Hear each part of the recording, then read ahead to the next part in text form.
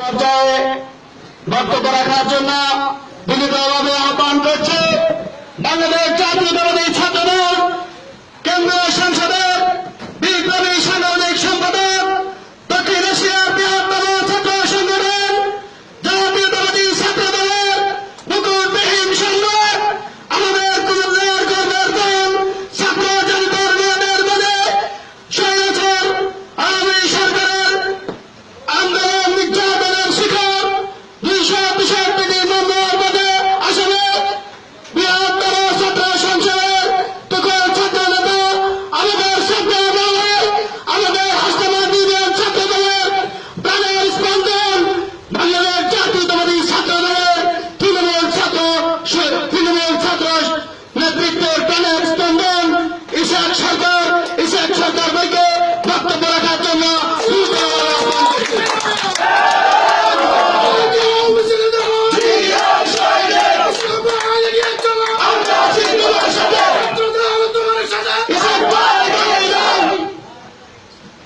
বিসমিল্লাহির রহমানির রহিম। দক্ষিণ কুমিল্লা জেলার মনোহরগঞ্জ উপজেলার ৩ নং হাসনাবাদ ইউনিয়ন কর্তৃক আয়োজিত আজকের বাংলাদেশ জাতীয় ছাত্র দলের উদ্যোগে এই মতবিনিময় সভার উপস্থিত আজকের সভার স্নেহাস্পদ সভাপতি, পরিশ্রমী ছাত্রনেতা, মেধাবী ছাত্রনেতা, যিনি মনোহরগঞ্জ উপজেলার এই প্রত্যন্ত গ্রামের ৩ নং হাসনাবাদ ইউনিয়ন ছাত্রদলকে সুসংগঠিত এবং ঐক্যবদ্ধ করার জন্য নিরলস পরিশ্রম করে যাচ্ছেন ছাত্রনেতা আনোয়ার হোসেন রুবেল। উপস্থিত যুবদল, ছাত্রদল এবং বিএনপির এবং আমার প্রাণের সংগঠন বাংলাদেশ জাতীয় ছাত্র দলের বিভিন্ন পর্যায়ের নেতৃবৃন্দ অনেক দূর থেকে এসেছেন। সবাইকে আমার ব্যক্তিগত পক্ষ থেকে এবং বাংলাদেশ জাতীয়তাবাদী ছাত্রদল কেন্দ্রীয় সংসদের পক্ষ থেকে এবং বিপ্লবী শুভেচ্ছা এবং অভিনন্দন জানাই। শুরুতে আমি গভীর শ্রদ্ধার সাথে স্মরণ করছি স্বাধীনতার মহান ঘোষক, বহুদলীয় গণতন্ত্রের প্রবক্তা, আধুনিক বাংলাদেশের স্থপতি, বাংলার রাখাল রাজা শহীদ রাষ্ট্রপতি জিয়াউর রহমানকে। সেই সাথে বাংলাদেশ জাতীয় ছাত্র দলের প্রতিষ্ঠা লগ্ন থেকে স্বৈরাচার বিরোধী আন্দোলন, আওয়ামী দুঃশাসন বিরোধী আন্দোলন করতে গিয়ে যারা আত্মহুতি দিয়েছেন আমি তাদেরকে গভীর শ্রদ্ধার সাথে স্মরণ করছি। যে সমস্ত সাথী সহযোদ্ধা স্বৈরাচার বিরোধী আন্দোলন করতে গিয়ে কারান্তরের নির্যাতনের শিকার হয়েছেন তাদের প্রতি রইল আমার গভীর সমবেদনা এবং এখনো যারা কারান্তরে নির্যাতিত তাদের মুক্তির পথই হবে আমাদের আগামী দিনের অগ্রযাত্রা। প্রিয় নেতৃবৃন্দ, ইংরেজিতে একটি কথা আছে, মর্নিং শোজ দ্য ডে, সকাল দেখলেই বোঝা যায় পরবর্তী দিনটি কেমন যাবে। আজকে আমি এই মনোহরগঞ্জ উপজেলার ৩ নং হাসনাবাদ ইউনিয়নের প্রত্যন্ত গ্রামে এসে ছাত্র দলের মেধাবী তরুণ ছাত্র তাদের মেধা, প্রজ্ঞা, অভিজ্ঞতা এবং তাদের দলের প্রতি যে কমিটমেন্ট, তাদের দলের প্রতি যে ভালোবাসা দেখে আমি অত্যন্ত আবির্ভূত, আমি অত্যন্ত আনন্দিত। আমি আসলে নিজেই ভাষায় প্রকাশ করতে পারছি না। বিগত দিনে আপনারা আমাকে অনেক প্রশংসা সহকারে বক্তব্য দিয়েছেন। আমি মনে করি সকল ব্যর্থতার দায়িত্ব আমি কাঁধে নিয়ে নিলাম। কারণ বিগত দিনগুলোতে আমরা কেন এখানে উপস্থিত হতে পারি নাই, আমরা কেন এখানে এসে আপনাদের সাথে রাজনৈতিক আলোচনা করতে পারি নাই, এটার জন্য আমি আমার ব্যর্থতার দায়িত্ব কাঁধে তুলে দিলাম। প্রিয় ভাইরা, আপনারা জানেন দেশব্যাপী, সারা দেশব্যাপী অবৈধ শাসক কর্তৃক দেশের নেত্রী বেগম খালেদা জিয়ার উপর, জিয়া পরিবারের উপর অন্যায়, অত্যাচার, জুলুম, নির্যাতন চলছে। আজকে গ্রাম থেকে শহর পর্যন্ত প্রতিটি জেলায়, উপজেলায়, শহরে আজকে গুম খুনের রাজত্ব কায়েম করা হয়েছে। আজকে এই গুম খুনের নেত্রী শেখ হাসিনাকে উদ্দেশ্য করে বলতে চাই, অনেক খুন হয়েছে, অনেক নেতা কর্মীকে গুম করেছেন। আমার ভাইয়ের রক্তের প্রতিশোধ নিতে গিয়ে আমার রক্ত উত্তোলিত হয় যদি তার ভাষা হয় তবু আমরা পিছপা হব না। আর কোন ছাত্রকে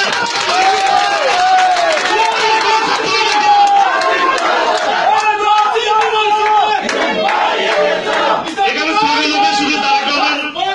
স্লোগান হবে, ব্যক্তিগত কোন স্লোগান নয়, আমরা ব্যক্তিগত রাজনীতি করি না। স্লোগান হবে তারেক রহমান, দেশনায়ক বেগম, দেশনেত্রী বেগম খালেদা জিয়া, দেশনায়ক তারেক রহমানের পক্ষে। সবাইকে এই বিষয়টিকে আবারও আমি দৃষ্টি আকর্ষণ করে বলছি, এখানে ব্যক্তিগত কোন স্লোগান হবে না। আমরা যে শহীদ রাষ্ট্রপতি জিয়াউর রহমানের আদর্শের রাজনীতি করি, সেই আদর্শের জনকদেরকে প্রতি শ্রদ্ধা এবং ভালোবাসা দিয়ে তাদের স্লোগান হবে। কাজেই আমি এখনো বলতে চাই, দক্ষিণ এশিয়ার গণতন্ত্রের তন্ত্র প্রহরী 82 থেকে 90, আওয়ামী লীগ শাসন বিরোধী আন্দোলনের অবসীম দেশনেত্রী, বাংলাদেশের 16 কোটি জনগণের আশা আকাঙ্ক্ষার মূর্ত প্রতীক, আমাদের সকল চেতনার কেন্দ্রবিন্দু দেশনেত্রী বেগম খালেদা জিয়ার উপর যে নির্মম নির্যাতন হয়েছে, তাকে বাড়ি থেকে বের করে দিয়েছে, তাকে নির্যাতন চালানো হচ্ছে অন্যায় এবং মিথ্যা মামলা দিয়ে। আজকে দিনের পর দিন দেশনেত্রী বেগম খালেদা জিয়াকে কোর্টের প্রাঙ্গণে বসিয়ে রাখা হয়েছে। আমি এই অবৈধ স্বৈরাচার খুনি হাসিনাকে বলতে চাই, আর বেশি বাড়াবাড়ি করেন না। যদি বেশি বাড়াবাড়ি করেন, আপনার ওই তথ্যতা সঙ্গ ছাত্র সমাজ রাজপথে বুকের কাছে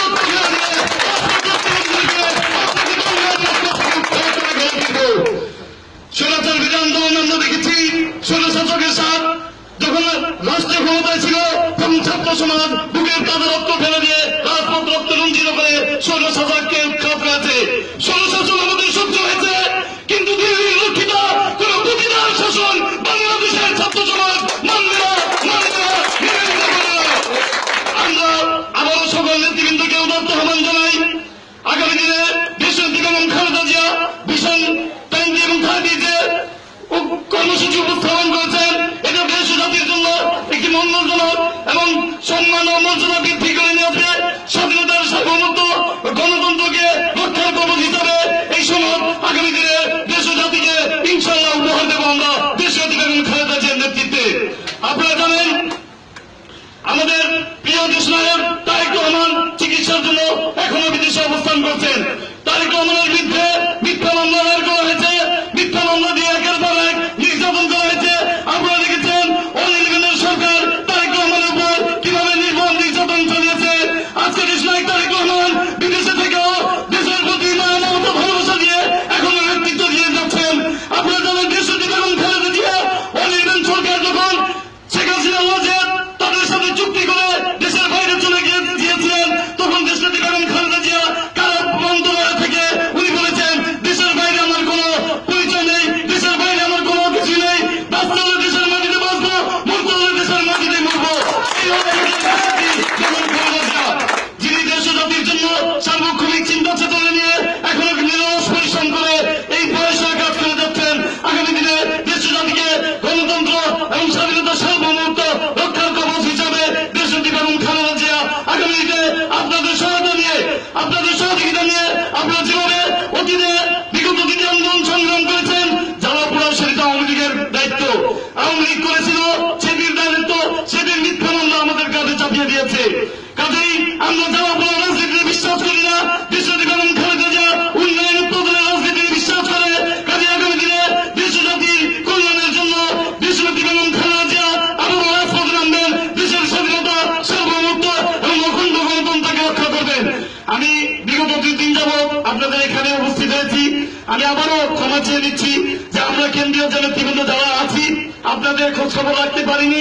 এটার ব্যর্থতার দায়িত্ব তো আমি আবারও কাঁধে নিয়ে দিলাম, এবং আগামী দিনে আমি আপনাদের কাছে যেভাবে ছিলাম, যেভাবে আদর ভালোবাসা এবং আপনাদের যা আপ্যায়ন আমি পেয়েছি, আমি কৃতজ্ঞ। আমি সারা জীবন এটা মনে রাখবো। আমি আপনাদের মতো তৃণমূল থেকে উঠে আসা কেন্দ্রীয় ছাত্র দলের নেতৃত্ব দিচ্ছি। একটা সময় ছিল আপনাদের মতো আমি ছিলাম। কাজে আমি কখনো নিজেকে কেন্দ্রীয় ছাত্র দল অথবা কেন্দ্রীয় কোনো নেতা মনে করি না। আমি মনে করি আপনাদের মতো একজন কর্মী, আপনাদের মতো একজন সমর্থক, আপনাদের মতো একজন কর্মী হয়ে এই দেশ এবং জনগণের জন্য, এই দেশের উন্নয়নের জন্য আমি আপনাদের পাশে থেকে কাজ করে যাবো ইনশাআল্লাহ। আপনাদের সহযোগিতা এবং ভালোবাসা চাই।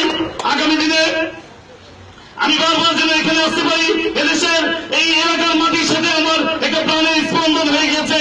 আমি অত্যন্ত আনন্দিত, আমি নিজেকে গর্বিত মনে করছি।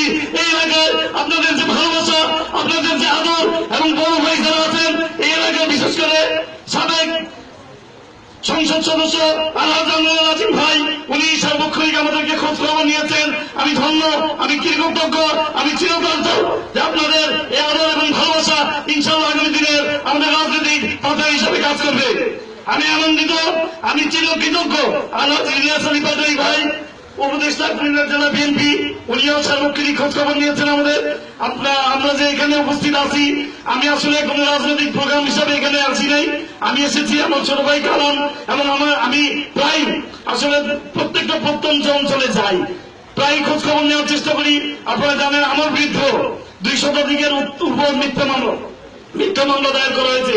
আমি যেহেতু তৃণমূল থেকে উঠে এসেছি, আমি তৃণমূলের নেতা কর্মীদের মনোভাব বোঝার চেষ্টা করি এবং আমি বুঝি।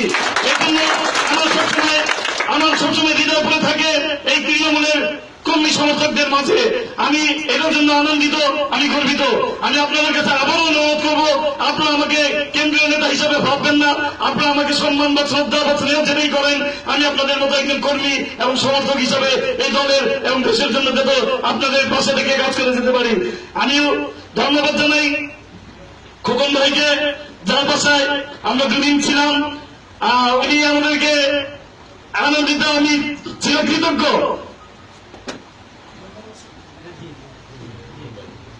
শাহ সুলতান খোকন ভাই কুমিল্লা জেলা বিএনপির সম্মানিত সদস্য, উনি প্রায় ফোন দিয়ে আমাদের খোঁজ খবর নিয়েছেন।